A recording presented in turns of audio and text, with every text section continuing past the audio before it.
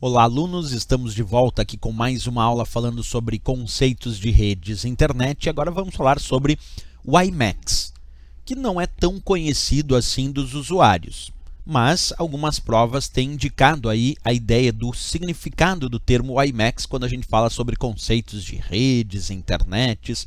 Vamos observar comigo atentamente. O termo WiMAX sugere um padrão de conexão sem fio. Assim como Wi-Fi é conexão sem fio, Bluetooth é conexão sem fio, o WiMAX também sugere um padrão de conexão sem fio, portanto, um tipo de padrão wireless.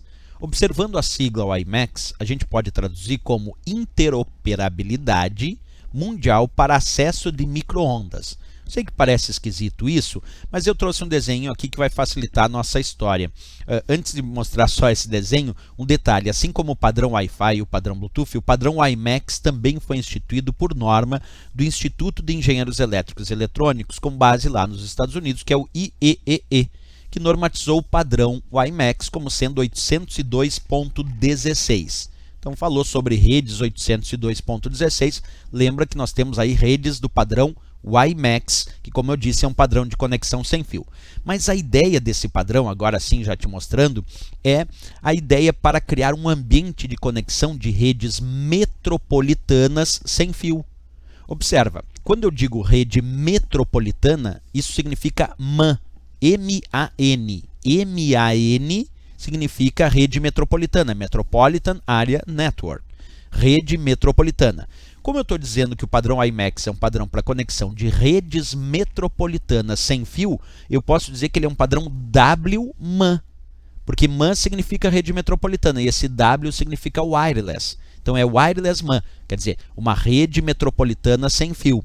Então, se na prova cair que o WiMAX é um padrão para conexão de redes metropolitanas sem fio, está correto, ou simplesmente ele pode indicar na prova que o WiMAX é um exemplo de ambiente para conexão WMAN. Significa a mesma coisa, rede metropolitana sem fio, ok? Olhando isso numa imagem mais prática, acompanha comigo, tu imagina que eu tenho aqui diferentes bairros de uma cidade, ou até vários prédios naquela cidade, né?